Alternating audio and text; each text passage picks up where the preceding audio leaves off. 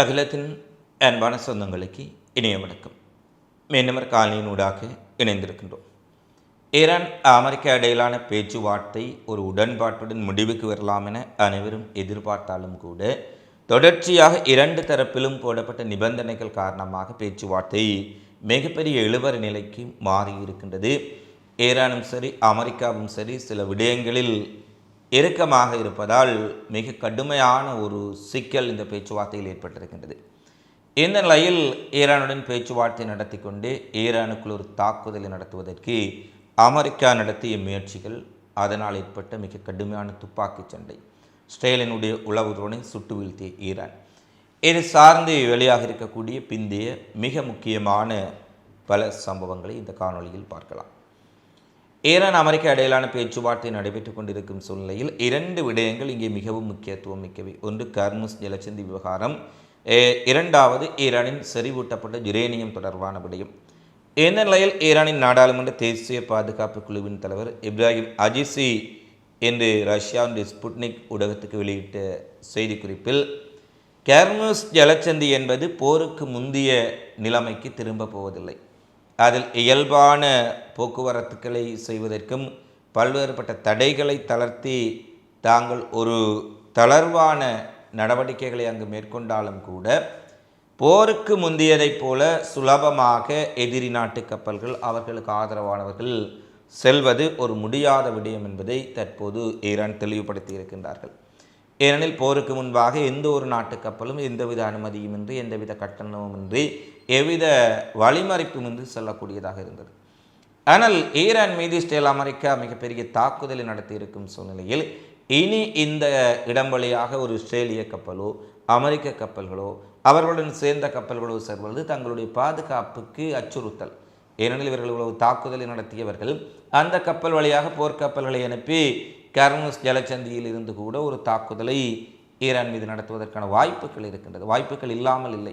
ஏனெனில் இவ்வளவு பெரிய தாக்குதலை நடத்தியவர்கள் ஹார்முஸ் ஜலசந்தியில் போர்க்கப்பல்களை கொண்டு சென்று அங்கிருந்து ஈரானை தாக்குவது சுலபமான விடயம். எனவே எதிரி கப்பல்களுக்கு முன்பை போல இனி இந்த பகுதியில் இடம் கிடையாது என்பதை ஈரான் மீண்டும் மீண்டும் தெளிவாக சொல்லியிருக்கின்றார்கள். எனவே பாரசீக வளைகுடாவுக்குள் ஒரு புதிய சகாப்தம், புதிய கட்டுப்பாடு, புதிய நடைமுறைகள் நிச்சயமாக வரும். அது போர் முடிவுற்றாலும் கூட இனி ஈரான் இந்த கட்டுப்பாட்டை மிக இறுக்கமாக கடைபிடிக்கும் என்பதை அவர்கள் தெளிவுபடுத்தி இருக்கின்றார்கள். அடுத்த ஈரானிய வான்வெளிக்கில் நுழைந்த அமெரிக்காவின் அதிநவீன அதிக உயரத்திலிருந்தே உளவு தகவல்களை சேகரிக்கக்கூடிய MQ-1 ஆளில்லா உளவு விமானத்தை சுட்டு வீழ்த்தியிருப்பதாக IRGC அதிகாரபூர்வமாக அறிவித்திருக்கின்றார்கள். இதற்கு முன்பாகவும் அவர்கள் ஈரானிய வான்வெளிக்குள் நுழைந்த MQ-9 ரீப்பர்கள், பல்வேறுபட்ட உளவு ட்ரோன்கள், அமெரிக்காவினுடைய உளவு விமானங்களை கடந்த 2 தினங்களாக சுட்டு வீழ்த்தியிருந்தார்கள். இந்த நிலையில் பல MQ-9 ரீப்பர்கள் சுட்டு வீழ்த்தப்பட்டாலும் MQ-1 ஆளில்லா விமானம் என்பது MQ-9 ரீப்பரை விட பல மடங்கு உயரத்தில் இருந்தே உளவு தகவல்களை சேகரிக்கக்கூடிய பல மில்லியன் டாலர் பெறுமதியான MQ-9 ரீப்பரை விட பல மடங்கு பெருமதி மிக்க ஒரு உளவு ட்ரோன், அமெரிக்காவின் மிகப்பெரிய உளவு ட்ரோனாக கருதப்படக்கூடிய MQ-1 ரீப்பரை தங்களுடைய ஏவுகணை அமைப்புகள் கண்டறிந்து கண்காணிப்பு வலையமைப்பால் கண்டறிந்த பின்னர் அவர்கள் அதை சுட்டு வீழ்த்தி இருக்கின்றார்கள் என்ற செய்தியை வெளியிட்டிருக்கின்றார்கள். அதே நேரம் ஒரு இஸ்ரேலினுடைய உளவு விமானத்தையும் ஈரான் சுட்டு வீழ்த்தி இருக்கின்றார்கள். ஈரானின் தெற்கு பகுதியில் கெஷம் தீவுக்கு மேல் பறந்த இஸ்ரேலிய ஆர்பிட்டர் ட்ரோன் என்று சொல்லக்கூடிய ஒரு உளவு தகவல்களை சேகரிக்கக்கூடிய ட்ரோனை ஈரான் இராணுவம் சுட்டு வீழ்த்தி இருக்கின்றார்கள். கெஷம் தீவுகளுக்கு மேலாக இந்த ட்ரோன் பறந்து கொண்டிருந்த போது வான் பாதுகாப்புகள் இடைமறித்து இதை சுட்டு வீழ்த்தியிருப்பது தெரிய வந்திருக்கின்றது. எனவே தற்போது ஈரானுடைய ஏர் டிஃபென்ஸ் வான் பாதுகாப்பு சிஸ்டம் நன்றாக செயற்பட ஆரம்பித்து விட்டது. ஏனெனில் இதற்கு முன்பாகவெல்லாம் ட்ரோன்கள், விமானங்கள் சுலபமாக ஈரானுக்குள் சென்று வந்தார்கள். ஈரானால் சுட்டு வீழ்த்தக்கூடிய தன்மை என்பது குறைவாக இருந்தது. ஆனால் தற்போது ஈரான் இந்த வான் பாதுகாப்பு சாதனங்களை மிகவும் பலப்படுத்தி இருக்கின்றார்கள் என்றுதான் சொல்ல வேண்டும். மிகப்பெரிய அளவில் உள்ளே ட்ரோன்கள் நுழைந்த உடனேயே சுட்டு வீழ்த்தக்கூடியதாக இருக்கலாம். MQ-9 ரீப்பர்கள் சுட்டு வீழ்த்தப்பட்டது. MQ-1 அமெரிக்காவினுடைய உளவு விமானம் சுட்டு வீழ்த்தப்பட்டதை அடுத்து ஈரானுடைய ஆர்பிட்டர் ட்ரோனும் இஸ்ரேலினுடைய ஆர்பிட்டர் ட்ரோனும் அங்கே சுட்டு வீழ்த்தப்பட்டிருக்கின்றது.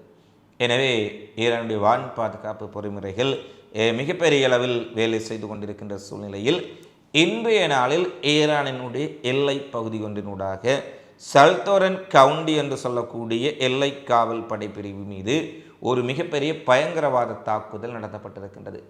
குறிப்பிட்ட எண்ணிக்கையிலான ஆயுத குழுவினர் அந்த எல்லை காவல் நிலையத்தை தாக்கி அளித்த பின்னர் உள்ளே நுழைவதற்கு ஒரு மிகப்பெரிய தாக்குதலை நடத்தியிருக்கின்றார்கள். இவர்களுடைய கையில் மேற்கத்திய ஆயுதங்களை கைப்பற்றியிருப்பதாக ஐஆர்ஜிசி குறிப்பிட்டிருக்கின்றது. மேற்கத்திய ஆயுதங்கள் என்றால் அது நிச்சயமாக அமெரிக்காவின் ஆயுதங்கள் என்பதில் எந்த மாற்று கருத்தும் இல்லை. சல்த்ரோன் கவுண்டி பகுதியில் நேற்றைய தினம் நள்ளிரவுக்கு மேல் திடீரென மிகப்பெரிய அளவிலான தாக்குதலை ஒரு பயங்கரவாத கும்பல் நடத்தியபடி ஈரானுக்குள் நுழைவதற்கு முயற்சி செய்ததாகவும், ஆனால் ஈரானுடைய ஐஆர்ஜிசி படைகளுக்கு உடனடியாக எண்ணில் அதில் எல்லை காவல் படைகளில் எல்லை காவல் படையினரும் போலீஸாரும் தான் அந்த சென்றி காவல் நிலையத்தில் இருந்தார்கள். அவர்கள் இவ்வாறான ஒரு தாக்குதல் ஆரம்பித்தவுடன் உடனடியாக ஐஆர்ஜிசிக்கு தகவல் அனுப்புகின்றார்கள். ஐஆர்ஜிசியினுடைய சிறப்பு படைகள் ஏற்கனவே அவர்கள் எல்லை பகுதியில் ரோந்து நடவடிக்கையில் ஈடுபட்டிருக்கின்றார்கள். உடனடியாக சம்பவ இடத்துக்கு வந்த ஐஆர்ஜிசியினுடைய சிறப்பு கமாண்டோக்களுக்கும் உள்ளே நுழைய இருந்த இந்த அவர்கள் பயங்கரவாத கூலிப்படை என்று சொன்னாலும் நிச்சயமாக அமெரிக்காவினுடைய கூலிப்படைகளாகத்தான் இருப்பதற்கான வாய்ப்புகள் அதிகம். ஏனெனில் குர்திஸ் படைகளை உள்ளே அனுப்பி பார்த்தார்கள். ஈரான் ஈராக் போர்டர் எல்லை வழியாக பல்வேறுபட்ட தங்களுடைய ஆதரவு படைகளை அனுப்பி பார்த்தார்கள். குர்திஸ் இயக்கத்தினுடைய வேறு கிளை போராளிகளை உள்ளே அனுப்பி பார்த்தார்கள். இதைவிட்டையும் ஈரான் முறியடித்த சூழ்நிலையில் தாங்கள் நேரடியாக தாக்குதல் நடத்தாவிட்டாலும் ஒரு இறுதி முயற்சியாக தங்களுடைய காவல் படைகளை கூலிப்படைகளை உள்ளே தங்களுடைய ஆயுத தளபாடங்களை கொடுத்து ஒரு தாக்குதல் நடத்தி ஈரானை நிலைகுலைய செய்து பேச்சுவார்த்தையில் ஈரானினுடைய நிபந்தனைகளை இல்லாமல் செய்வது இதன் நோக்கமாக இருக்கலாம். ஆனால் ஐஆர்ஜிசியினுடைய மிக கடுமையான தாக்குதலின் பின்னர் இந்த கூலிப்படைகள் விரட்டியடிக்கப்பட்டார்கள். இதில் 4 பயங்கரவாதிகள் கொல்லப்பட்டதாகவும் 5 பேரை தாங்கள் உயிருடன் பிடித்திருப்பதாக ஐஆர்ஜிசி தெரிவித்திருக்கின்றது. அதாவது உள்ளே நிலவதற்கு முன்பு வந்தவர்களை சுற்றி வளைத்து தாக்கி 4 பேரை உயிரிழக்க செய்திருப்பதுடன் 5 பயங்கரவாதிகளை தாங்கள் கைது செய்திருக்கின்றோம். தங்களுடைய தரப்பில் 6 ஐஆர்ஜிசியினுடைய இராணுவ வீரர்கள் காயமடைந்திருக்கின்றார்கள் என்ற செய்தியையும் ஈரான் விடுத்திருக்கின்றார்கள். இந்த அமெரிக்கா ஸ்டைலினுடைய புத்தியே எப்படித்தான் இருக்கும் போல ஒருபுறம் பேச்சுவார்த்தை நடத்துகின்றார்கள், உடன்படிக்கைக்கு நெருங்கி இருப்பதாக கூறுகின்றார்கள், எந்த நேரத்திலும் ஒரு உடன்படிக்கை வந்துவிடும் என்று கூறுகின்றார்கள். அப்படி இருக்கின்ற போது மறுபுறத்தில் பந்தர் அப்பாஸ் துறைமுகம் மீது தாக்குதல், உளவு ட்ரோன்களை உள்ளே அனுப்பி அங்கு நடமாட்டங்களை கண்காணிப்பது, உளவு விமானங்களை அனுப்புவது, இவை எல்லாவற்றுக்கும் மேலாக தங்களுடைய கூலிப்படைகளை உள்ளே அனுப்பி உள்ளிருந்து ஒரு ஈரானுக்கு நெருக்கடி கொடுப்பது என என்னென்னவெல்லாம் கரிவேலை என்று சொல்லுவார்கள், 2ஆம் தர வேலைகள், முதுகில் குத்தக்கூடிய வேலைகள் எல்லாம் செய்ய முடியுமோ அவற்றையெல்லாம் செய்து கொண்டு தான் இருக்கின்றார்கள். ஆனால் ஈரான் வெற்றிகரமாக முறியடித்திருக்கின்றார்கள். ஏறக்குறைய 45 நிமிடங்கள் 1 மணி நேரம் ஐஆர்ஜிசிக்கும் இந்த பயங்கரவாத குழுவுக்கும் இடையில் மிக கடுமையான ஒரு துப்பாக்கி சண்டை இடம்பெற்றிருப்பதாக ஐஆர்ஜிசி அதிகாரபூர்வமாக அறிவித்திருக்கின்றார்கள். எனவே ஈரானுக்குள் நுழைய முயன்ற முயற்சி அவர்களால் முறியடிக்கப்பட்டிருக்கின்றது. அடுத்து ஹிஸ்புல்லா போராளிகளுக்கும் இஸ்ரேல் ஆக்கிரமிப்பு படைகளுக்கும் இடையிலான மோதல் உச்சமடைந்திருக்கின்றது. லெபனானில் அப்பாவி பொதுமக்களினுடைய இலக்குகளை குறிவைத்து இஸ்ரேல் கண்மூடித்தனமான தாக்குதலை நடத்த ஆரம்பித்திருக்கின்றார்கள். அவர்கள் ஒரு தாக்குதலும் ஹிஸ்புல்லா அமைப்பினருடைய ஹிஸ்புல்லா இயக்கத்தின் உட்கட்டுமானங்களை இலக்கு வைத்து நடத்துவதாக கூறப்பட்டாலும் அங்கு அதிக அளவில் கொல்லப்படுவது லெபனான் குடிமக்கள். ஏன் பெய்ரூட் என்பது மிகப்பெரிய அளவில் சனத்தொகை செறிவான ஒரு பிரதேசம், அதிக மக்கள் வாழக்கூடிய பிரதேசம். அங்கிருக்கும் குடியிருப்புகளை இலக்கு வைத்து தாக்குதல் நடத்திவிட்டு ஹிஸ்புல்லாவினுடைய கோட்டைகளை தகர்ப்பதாக கூறுவதெல்லாம் எவ்வளவு உலகத்தை இவர்கள் முட்டாளாக்குகின்றார்கள் என்றுதான் சொல்ல வேண்டும். இந்த 2 நாள் இஸ்ரேலிய தாக்குதலில் மட்டும் 27 பொதுமக்கள் கொல்லப்பட்டிருக்கின்றார்கள். இதில் 11 குழந்தைகள் இஸ்ரேலிய தாக்குதலில் லெபனான் குழந்தைகள் படுகொலை செய்யப்பட்டிருக்கின்றார்கள் என்ற செய்தியையும் பார்க்கக்கூடியதாக இருக்கின்றது. இந்த நிலையில் இஸ்ரேலிய படையினரையும் வடக்கு இஸ்ரேல் நகரங்களையும் இலக்கி வைத்து ஹிஸ்புல்லாக்களும் மிகப்பெரிய ட்ரோன் ஏவுகணை தாக்குதலை நடத்தியிருக்கின்றார்கள். அதிலும் சபாட் மற்றும் கடலோர பகுதியான நகாரியா முக்கிய நகரங்களை ஹிஸ்புல்லாக்களுடைய ராக்கெட்டுகள் துல்லியமாக தாக்கியதில் பல குடியிருப்புகள் சேதமடைந்திருக்கின்றன. அங்கிருந்த இஸ்ரேலியர்கள் அவசரமாக தங்களுடைய வீடுகளை காலி செய்துவிட்டு தப்பியோடி இருக்கின்றார்கள். அதிநவீன கேமிக்ஸ் தற்கொலை ட்ரோன்கள் மற்றும் பல்வேறுபட்ட ட்ரோன்கள் நகாரியா கடற்படை முகாம்களையும் மற்றும் வடக்கு இஸ்ரேலினுடைய பல்வேறுபட்ட வான் பாதுகாப்புகளை முடைத்துக்கொண்டு பல நகரங்களையும் தாக்கி இருக்கின்றது. கிரியாசம்னா, நகாரியா, கலீலி போன்ற பகுதிகளில் இருப்பவர்கள் உடனடியாக அந்த பகுதிகளை விட்டு வெளியேறி இருக்கின்றார்கள். அந்த பகுதியில் தொடர்ச்சியாக சைரன்கள் ஒலிக்க விடப்பட்டமையால் மிகப்பெரிய ஒரு பதற்றம் ஏற்பட்டது என்ற செய்தியும் வெளியாக இருக்கின்றது. அதிலும் ஒரு ஹிஸ்புல்லாவினுடைய ராக்கெட் ஒரு மின் சார உற்பத்தி நிலையத்தை தாக்கியதில் வடக்கு இஸ்ரேலின் பல பகுதிகள் முற்றாக மின்சார துண்டிப்புக்கு உள்ளாக இருளில் மூழ்கியது என்ற செய்தியையும் பார்க்கக்கூடியதாக இருக்கின்றது. அடுத்து பிரான்சின் உடைய வெளிவிவகாரத்துறை அமைச்சர் ஒரு அதிரடியான செய்தியை வெளியிட்டிருக்கின்றார். காசாவுக்கு உணவு கொண்டு சென்ற எங்களினுடைய குடிமக்கள் மீது மிக கடுமையாக, அதாவது கப்பல்களில் ஃப்ளோட்டிலா கப்பலில் சென்றவர்கள் மீது மிக கடுமையான தாக்குதலை நடத்திய போது அவர்களில் பெண்கள் உட்பட பலர் பாலியல் வன்முறைக்கு இஸ்ரேல் ஆளாக்கி இருக்கின்றார்கள். இது தொடர்பாக பாரிஸ் நீதிமன்றத்தில் சட்டப்படி இஸ்ரேல் மீது வழக்கு தொடுக்கும் பணியை நாங்கள் ஆரம்பித்திருக்கின்றோம். போர்க்குற்றவியல் நீதிமன்றத்திலும் இது தொடர்பான ஒரு சிறப்பு வழக்கை தாக்கல் செய்திருக்கின்றோம் என்று நோயல் பரட் என்று சொல்லக்கூடிய பிரான்சினுடைய வெளியுறவுத்துறை அமைச்சர் அதிகாரபூர்வமான செய்தி ஒன்றை அனுப்பியிருக்கின்றார். பத்திரிகைகள் வெளியிடுவதும் பாலஸ்தீன ஆர்வலர்கள் செய்தி வெளியிடுவதும் வேறு விடையும். பிரான்சினுடைய வெளியுறவு விவகாரத்துறை அமைச்சரே இஸ்ரேல் மீது வழக்கு பதிவு செய்திருக்கின்றோம். தங்கள் குடிமக்கள், அதாவது ஃப்ளோட்டிலா கப்பலில் உணவை, மருந்தை, பாலஸ்தீன் மக்களுக்கு தேவையான அடிப்படை பொருட்களை கொண்டு சென்ற ஆர்வலர்களை மிக மோசமாக இஸ்ரேல் நடத்தியது. அதில் பாலியல் துன்புறுத்தல்களும் நடைபெற்றிருக்கின்றது. மனிதநேய பணிகளில் ஈடுபடுபவர்கள் மீதான இத்தகைய தாக்குதல்கள் எவ்விதத்திலும் ஏற்றுக்கொள்ள முடியாதவை. இது தொடர்பில் பிரான்ஸ் தன்னுடைய உறுதியை நிலைநாட்ட இருப்பதுடன் மனிதநேய ஆர்வலர்களுக்கான தன்னுடைய ஆதரவை வெளிப்படுத்தி நீதிமன்றத்தில் வழக்கு தாக்கல் செய்வதாக குறிப்பிட்டிருக்கின்றார்கள். ஏற்கனவே இஸ்ரேலினுடைய பாலியல் குற்றச்சாட்டுக்களை உறுதிப்படுத்தி ஐக்கிய நாடுகள் சபை கடந்த 3 தினங்களுக்கு முன்பாக கருப்பு பட்டியலில் இஸ்ரேல் ஆக்கிரமிப்பு இராணுவத்தை சேர்த்திருந்தார்கள். இன்று பிரான்சினுடைய வெளியுறவுத்துறை அமைச்சர் அதை உறுதிப்படுத்தி தாங்கள் ஒரு வழக்கு தாக்கல் செய்வதாக கூறுகின்றார். எனவே இஸ்ரேலினுடைய முகத்திரை என்பது கொஞ்சம் கொஞ்சமாக விலகி கொண்டிருக்கின்றது என்பதை பார்க்கக்கூடியதாக இருக்கின்றது. ரஷ்யாவுக்கு ஒரு மிகப்பெரிய அதிர்ச்சி கொடுக்கும் விதமாக உக்ரைன் ஒரு ட்ரோன் தாக்குதலை நேற்றைய தினம் நடத்தி இருக்கின்றார்கள். வழக்கமாக உக்ரைன் ட்ரோன் தாக்குதல்களை நடத்துவது, அங்கு சேதங்கள் ஏற்படுவது வழக்கமான ஒன்றுதான். ஆனால் இம்முறை உக்ரைன் நடத்திய ட்ரோன் தாக்குதலில் 600 கிலோமீட்டர் உள்ளே, அதாவது உக்ரைன் ரஷ்ய எல்லையிலிருந்து 600 கிலோமீட்டர்கள் உள்ளே இருக்கக்கூடிய பகுதிக்குள் சென்று தாக்கும் அளவுக்கு ஒரு மிகப்பெரிய ட்ரோன் தாக்குதல். இதில் ரஷ்யாவினுடைய பிரமாண்டமான எண்ணெய் கிணறுகள் பல பற்றி எறிந்திருக்கின்றன என்ற செய்தி உண்மையில் ரஷ்யாவுக்கு அதிர்ச்சி ஏற்படுத்தியிருக்கின்றது. ஏனெனில் உக்ரைன் இதுவரை இல்லாத அளவுக்கு அதிகளவான தூரம் தற்போது உள்ளே சென்று தாக்கக்கூடிய ட்ரோன்களை களமிறக்கி இருக்கின்றார்கள். இது ரஷ்யாவுக்கு ஒரு புதிய பிரச்சனை.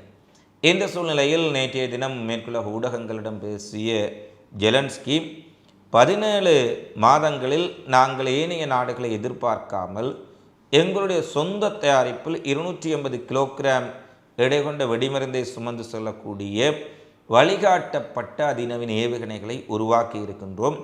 இனி மாஸ்கோவை நாங்கள் உக்ரைனிலிருந்தே இலகுவாக தாக்குவோம் என்று ஒரு அதிர்ச்சிகரமான செய்தியையும் வெளியிட்டிருக்கின்றார்கள். ஏனெனில் அமெரிக்காவை நம்பி, நேட்டோவை நம்பி, ஐரோப்பாவை நம்பி இருந்து பயனில்லை. நாங்களே எங்களுக்கான ஒரு வழிகாட்டப்பட்ட ஹைடெட் மிசைல்ஸை உருவாக்கி இருக்கின்றோம். அது 280 கிலோகிராம் எடை கொண்ட பல 100 கிலோமீட்டர் செல்லக்கூடிய ஏவுகணைகள். அவற்றை நாங்கள் ரஷ்யாவுக்கு எதிராக பயன்படுத்தப் போகின்றோம் என்ற செய்தி ரஷ்யா உக்ரைன் போரும் ஒரு சிக்கலான நிலைமைக்கு செல்லப் போகின்றது என்பதை தெளிவாக காட்டுகின்றது. பிரான்சில் சாம்பியன்ஸ் லீக் இறுதிப் போட்டியில் ஆர்சனலுக்கு எதிரான ஆட்டத்தில் பாரிய செயின்ட் ஜெர்மைன் வெற்றி பெற்றதை தொடர்ந்து 2 தரப்பு ரசிகர்களுக்கும் இடையில் மிகப்பெரிய அளவிலான மோதல் ஏற்பட்டது. பிரான்சினுடைய கால்பந்து ரசிகர்களுக்கும் அங்கே இருக்கக்கூடிய சாம்பியன்ஸ் லீக் கால்பந்து ரசிகர்களுக்கும் இடையில் ஏற்பட்ட மோதல் ஒரு கட்டத்தில் பொது சொத்துக்கள் சேதமாக்கி வாகனங்களை அடித்து நொறுக்கி தீ வைத்தார்கள். எதிரில் காணப்படக்கூடிய கட்டிடங்களை தீ வைத்தார்கள். டயர்களை கொளுத்தி வீசினார்கள். அவ்வாறு ஒரு மிகப்பெரிய கலவரம் போல மாறியது. தொடர்வண்டி சேவைகளை பாதிக்கக்கூடிய அளவுக்கு கலவரங்கள் நடைபெற்று பல பொது சொத்துக்கள் சேதமாக்கப்பட்டன. பலர் காயப்படுத்தப்பட்டார்கள். இதன் பின்னர் போலீசாரும் இராணுவம் இணைந்து 416 பேர் வரை இந்த போராட்டத்தில் ஈடுபட்டவர்களை கைது செய்தார்கள். பாரிஸில் மட்டும் 280 பேர் கைதாக இருக்கின்றார்கள். கடந்த சீசன் கொண்டாட்டத்திலும் போதும் பிரான்சில் ஒரு கால்பந்து போட்டி முடிவடைந்த பின்னர் ஒரு மிகப்பெரிய கலவரம் ஏற்பட்டது. அதில் 17 வயது சிறுவன் உட்பட 3 பேர் மரணமடைந்திருந்தார்கள் என்பதும் குறிப்பிடத்தக்கது. அப்படியாக இந்த கால்பந்து போட்டியை முடிவுற்ற போது அந்த முடிவுகளின் அடிப்படையில் ஒரு கலவரத்தை செய்யும் அளவுக்கு இவர்களுடைய ரசனை இருக்கின்றதா, அல்லது இதன் பின்னால் ஏதாவது வேறு காரணங்கள் இருக்கின்றதா, அல்லது திட்டமிட்டு ஒரு கலவரம் ஏற்படுத்தப்படுகின்றதா என்பது ஒரு மிகப்பெரிய கேள்வி. இருந்த போதிலும் கடந்த சீசனிலும் இந்த கால்பந்து போட்டிகள் முடிவடைந்த பின்னர் மிகப்பெரிய கலவரங்கள் நடைபெற்ற சூழ்நிலையில் இம்முறை தகுந்த பாதுகாப்பு ஏற்பாடுகளையும் நடவடிக்கைகளையும் இந்த விடயத்தில் எடுப்பதற்கு பிரான்சினுடைய அரசு தவறிவிட்டது என பல ஊடகங்களும் குற்றம் சுமத்தி இருக்கின்றார்கள். மிகப்பெரிய கலவரத்தை அடுத்து பாரிஸிலும் பிற நகரங்களிலும் பிரான்சில் ஒரு பதற்றமான சூழ்நிலையை பார்க்கக்கூடியதாக இருக்கின்றது. ஆப்பிரிக்க ஜனநாயக காங்கோ குடியரசில் எபோலா வைரஸினுடைய தொற்று மிக வேகமாக பரவி வருவதாக ஐநாவினுடைய சுகாதார அமைச்சகம் கவலை தெரிவித்திருப்பதுடன் இந்த தொற்றினால் குறைந்தது 246 பேர் கடந்த 2 வாரங்களுக்குள் உயிரிழந்திருக்கின்றார்கள். தொற்றாளர்களின் எண்ணிக்கை 2000 கடந்திருப்பதாகவும் மிகப்பெரிய அளவில் ஒரு பேரழிவை ஏற்படுத்துவதற்கு முன்பு இந்த எபோலாவை கட்டுப்படுத்துவதற்குரிய நடவடிக்கைகள் விரைந்து ஏற்படுத்தப்பட வேண்டும். காங்கோ குடியரசில் சுகாதார வசதிகளும் மருத்துவர்களும் பற்றாக்குறையாக இருப்பதால் சர்வதேச நிறுவனங்களும் மற்றும் தொண்டு நிறுவனங்களும் இந்த எபோலாவை கட்டுப்படுத்தும் பணிகளில் உதவி புரிய வேண்டும் என்றொரு கோரிக்கையும் உலக சுகாதார ஸ்தாபனம் விடுத்திருக்கின்றார்கள். எபோலாவின் உடைய தாக்கம் காரணமாக காங்கோவின் பல பகுதிகளில் மிகப்பெரிய அளவில் கட்டுப்பாட்டு நடவடிக்கைகளும் மிகப்பெரிய அளவில் மக்கள் ஒன்று கூடக்கூடிய இடங்களில் பல்வேறுபட்ட கட்டுப்பாடுகளும் அமுல்படுத்தப்பட்டிருப்பதாக அங்கிருக்கும் சுகாதாரத்துறையும் தெரிவித்துள்ளது. இவைதான் இன்றைய நாளில் வெளியான மிக முக்கியமான செய்திகளாக நிகழ்வுகளாக பதிவாக இருக்கின்றன. தினந்தோறும் உலகெங்கும் நடைபெறும் செய்திகளை உடனுக்குடன் அறிந்து கொள்ள அகிலத்தோடு இணைந்திருங்கள். இந்த காலைப்பதி தொடர்பிலான உங்களது மதிப்பான கருத்துக்களை தவறாமல் கமெண்ட்ஸில் பதிவிடுங்கள். மீண்டும் அடுத்த காணொளியில் சந்திப்போம். நன்றி, வணக்கம்.